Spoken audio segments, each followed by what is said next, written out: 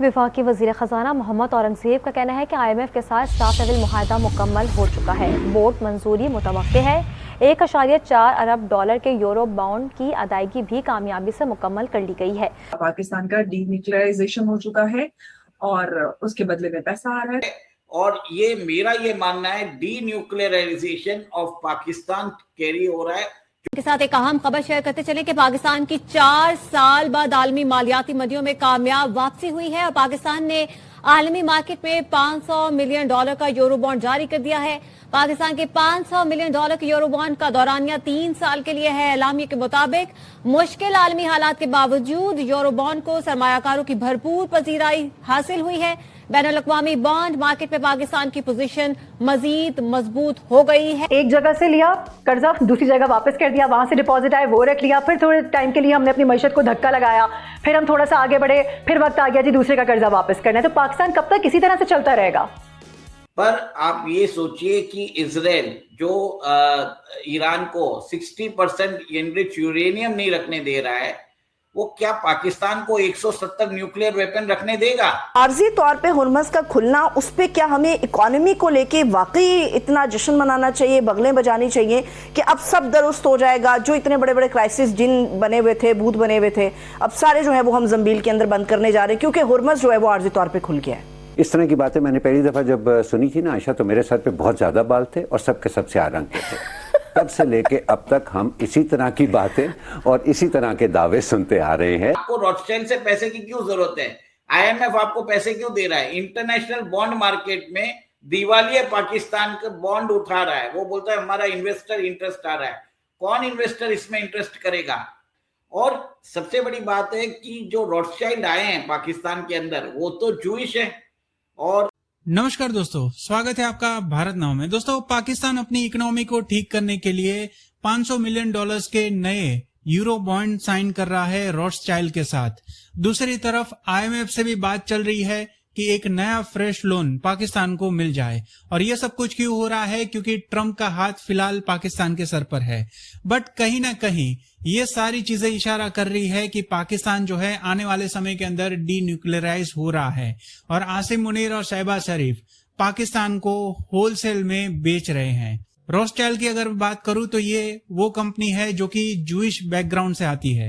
मतलब कहीं ना कहीं इजराइल का कंट्रोल अब पाकिस्तान के ऊपर आने वाले समय के अंदर देखने को मिल सकता है और पाकिस्तान के जितने भी न्यूक्लियर हथियार है वो सारे के सारे अब इस फर्म के कंट्रोल में आ जाएंगे, जिससे पाकिस्तान के लिए आने वाले समय के अंदर बड़ी मुसीबतें आ सकती है। आप इसे इस तरह से कह सकते हैं कि आसिम मुनीर ने और शहबाज शरीफ ने चंद पैसों के लिए पूरे पाकिस्तान का सौदा कर दिया। अगर ये बात कहे तो गलत नहीं होगी। पाकिस्तान जिस सिचुएशन से हाल फिलहाल में चल रहा है, पाकिस्तानी गवर्नमेंट कोशिश कर रही है कि एक झटके में सारा का सारा जो कर्जा है पाकिस्तान का वो क्लियर कर दे। इसके लिए चाहे पाकिस्तान को यहूदियों से भी हाथ क्यों ना मिलाना पड़े। आप ये देखिए कि जूइश इन्फ्लुएंस जो है पाकिस्तान के अंदर बढ़ता जा रहा है। अभी ईरान को डिस्ट्रॉय कर दिया है।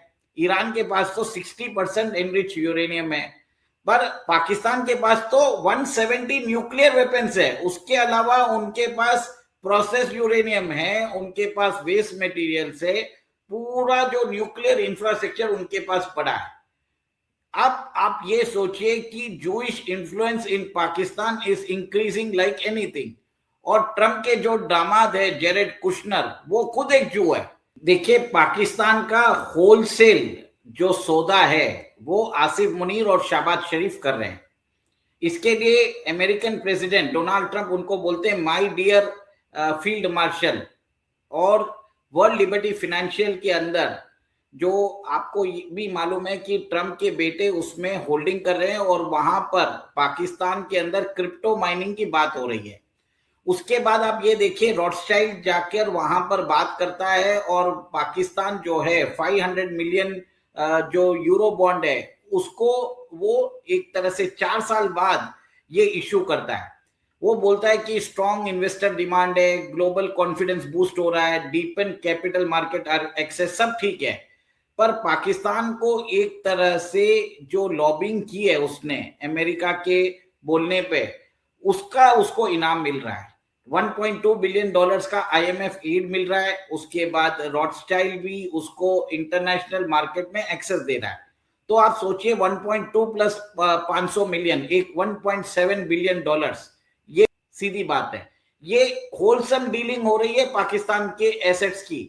आप सोचिए पाकिस्तान को पैसे क्यों दे रहा है अमेरिका। पाकिस्तान ने अभी 13,000 ट्रूप्स अभी भेजी है सऊदी अरेबिया, वहां पर जाके वो वहां पर तैनाती कर रहा है, एक मर्सिनरी फोर्स बनता जा रहा है। स्टीव विटकॉफ जो है, तो होल तरीके से आप देख रहे हैं कि पाकिस्तान का जूइशकरण हो रहा है, यहूदीकरण हो रहा है, ये आप देख लीजिए। और पाकिस्तान को बेचा जा रहा है, पाकिस्तान के स्ट्रेटेजिक एसेट्स को बेचा जा रहा है, उनकी आर्मी को एक तरह से गिनी पिग यूज किया जा रहा है कि आप जाके मरने के लिए आपको भेज दिया जा रहा है। आसिफ मुनीर और शहबाज शरीफ डील कर रहे हैं वॉशिंगटन में जाके, पाकिस्तान को बेच रहे हैं। और इसमें आप ये देखिए चाइना को एक तरह से घेरने की भी कोशिश कर रहे हैं। चाइना ने $65 बिलियन अपने सीपेक में लुटा चुका है, उसको वो पैसे नहीं आ रहे हैं। अब पाकिस्तान के ऊपर कंडीशनल वो अरेंजमेंट आ गया है कि वो चाइना के पैसे नहीं देगा। पाकिस्तान अभी अपने जो रेयर अर्थ मिनरल्स है वो अमेरिकन फर्म्स को बेच रहा है, और पाकिस्तान वहां पर एक्सेस भी दे रहा है अमेरिकन इंफ्रास्ट्रक्चर फर्म्स को। तो ये सब चीज समझ में आ रहा है कि एक तरह से डील हो चुकी है। पाकिस्तान कॉलोनी बन चुका है अमेरिका की, और अमेरिका के जियो स्ट्रेटेजिक ऑब्जेक्टिव को मीट करने के लिए वो काम करेगा। सबसे बड़ी बात है, भारत के लिए बहुत बड़ा खतरा है, क्योंकि एनी टाइम रॉथस्चाइल्ड और ये सब फैमिली जब आती है, ये डीप स्टेट की एपेक्स जो बॉडी होती है वो उनको रिप्रेजेंट करता है। और इन्होंने डायरेक्टली आके पाकिस्तान को इंटरनेशनल मार्केट से फंडिंग एक्सेस दे दिया है, एक लाइफलाइन सपोर्ट दे दिया है।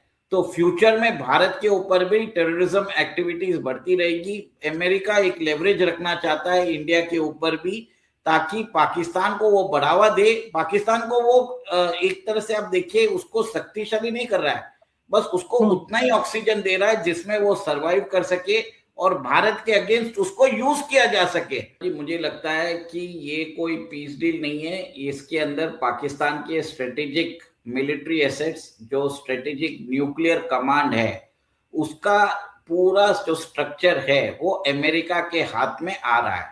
ये सब चीजें पब्लिक में ओपन नहीं की जाती। और बीच में आप ये देखिए कि टर्की और इजराइल के बीच में अभी नोकझोंक बढ़ रही है। टर्की के एर्दोगान बोल रहे हैं कि वो इजराइल को इन्वेड करने की बात कर रहे हैं। इजराइल ने भी एक तीखी प्रतिक्रिया की है।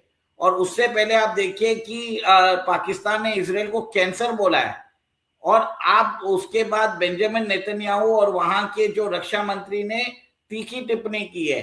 ये एक तरह से इनडायरेक्ट इजराइल कंट्रोल हो रहा है पाकिस्तान के न्यूक्लियर एसेट्स के ऊपर। यहूदियों का कंट्रोल बढ़ता जा रहा है।